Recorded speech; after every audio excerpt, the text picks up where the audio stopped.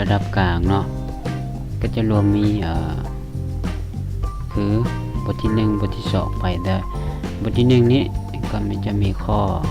1เราจะเห็นเกี่ยวกับการล็อกเซลล์เนาะว่าล็อกหน้าล็อกหลังล็อกกลางแบบใดนะเพราะว่าเขาบ่ฮู้วิธีล็อกเขาก็จะเฮ็ดสูตรผิดพลาดได้เนาะแล้วจากนั้นก็จะเรียนเกี่ยวกับสูตรเท่า if ก็เป็นการนับข้อมูลเดียวมีเงื่อนไขเนาะแล้วก็ sum if เป็นการบวกจำนวนข้อมูลเนาะมีเงื่อนไขแล้วก็ average คือการไล่เฉลี่ยแล้วก็สูตร if เนาะสูตร if ก็คือสูตรตั้งสมมติฐานเนาะต่างๆว่าเราจะใช้แบบใดนั้นแล้วก็มี if error คือไปช่วยในการแก้ข้อมูลต่างๆแล้วก็มีสูตร or สูตร and สูตร indirect ซึ่งสูตร indirect เป็นสูตรที่เขาจะมักที่สุดเนาะเขาจะช่วยด้านออโต้แล้วก็ไปช่วยในด้านใช้เรียกแบบออโตเมติกเนาะได้ดีเนาะคันว่าไปใช้สูตร indirect นะต่อจากนั้นมาก็จะเป็น transpose เป็นการเปลี่ยนข้อมูลเป็นลงตั้งลงนอนเนาะบทที่2ก็จะสอนเกี่ยวกับเรื่องสูตร upper lower พวกสูตรที่ว่าปรับตัวหนังสือโดยเฉพาะมันผู้ที่อยากปรับตัวหนังสือจากน้อยหาใหญ่และใหญ่หาน้อยนะแล้วบ่อยากกลับไปคีย์คืนนั่นนะใช้สูตรนี้ได้นะอาจจะ copy จาก Microsoft Word มาใส่ Excel แล้วก็ใส่สูตรเข้าไปแล้วก็สูตรต่อมาก็เป็นสูตรการคเนตคือเอาข้อมูล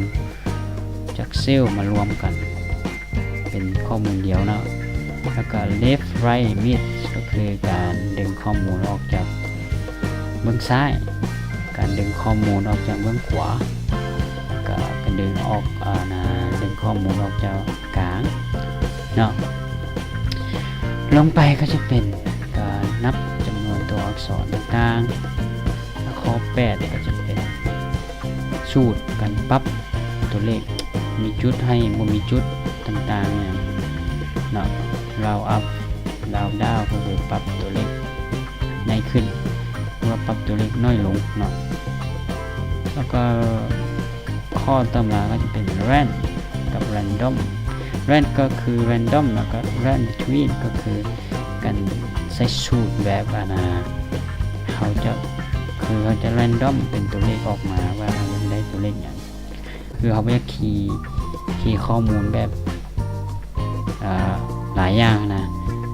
เราใช้สูตร random เพื่อให้มันเลือกให้เขาเองเนาะเพื่อมาใช้งานเช่นนั้นเนาะบทที่3ก็จะมีเห็นเกี่ยวกับตัวช่วยในการปรับ Excel เนาะตัวอย่างการซูมบอการปรับแต่งวินโดว์บอเกียมวินโดว์หน้าวินโดว์หน้าต่างฮะเวลาเราเฮ็ดเวียกนะแล้วก็เรื่อง Freeze Pan บอเกี่ยวกับเรื่องการจัดหน้าเซลล์ให้มันหยุดบอให้มันเคลื่อนเนาะแล้ว Split คือการแยกหน้าเฮ็ดเวียกเฮาเนาะแล้วก็ให้ชีทก็คือการความหมายว่าการปิดหรือว่าการซ่อนชีท Excel นะแล้ว Condition Highlight ตัวสำคัญก็คือ Condition Highlight ตัวนี้เนาะบทเรียนตัวนี้เกี่ยวกับเรื่องการ Highlight ข้อมูลใน Excel ให้ยกตัวอย่างว่าให้มันเป็นสีเหลืองสีแดงสีเขียวอย่างนะ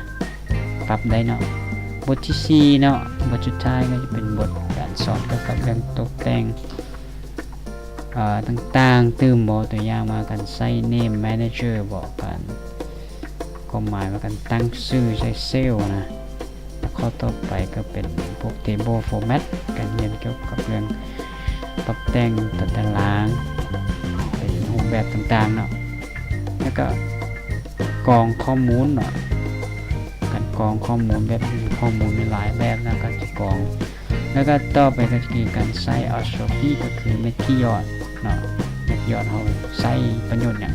สำคัญในเม็ดยอดเขาบ่ฮู้ตัวนี้เขาจะมีปัญหาลดเวลาคีย์ข้อมูลใน Excel นะแล้วก็เรื่อง drop down ในการเฮ็ด drop down ให้จังได๋ คัสตอมไมซ์การปรับแต่งการเฮ็ดเวียกให้ดีขึ้นแล้วก็พวก equation symbol เนาะสร้างแบบนี้แล้วก็เครื่องหมายต่างๆนะจะเหมาะสำหรับครูอาจารย์เนาะเฮ็ดเรื่องการสร้างบทเรียนแบบเรียนอยู่ใน Excel เนาะอันนี้จะเป็นบทสอนผ่านระดับกลางเนาะของเจ้าท่านสามารถเรียนได้แมันจะเป็นบทสอนทั้งหมดอยู่ในนี้เป็นข้อต่อข้อเนาะโอเคเข้าใจ